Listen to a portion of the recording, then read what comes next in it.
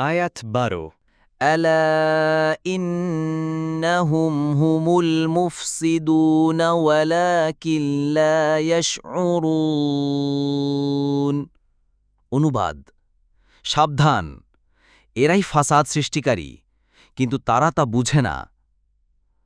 তাফসীর ১ নং ফুটনোটের বিবরণ মুনাফিকরা ফিতনা ফাসাদকে মীমাংসা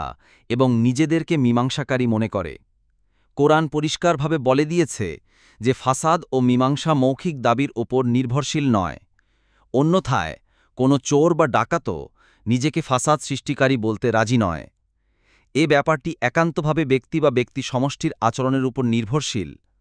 সংশ্লিষ্ট ব্যক্তির আচরণ যদি ফিতনা ফাসাদ সৃষ্টির কারণ হয় তবে এসব কাজ যারা করে তাদেরকে ফাসাদ সৃষ্টিকারী মুফসিদি বলতে হবে চাই এ কাজে ফিতনা ফাসাদ সৃষ্টি করা তার উদ্দেশ্য হোক বা নাই হোক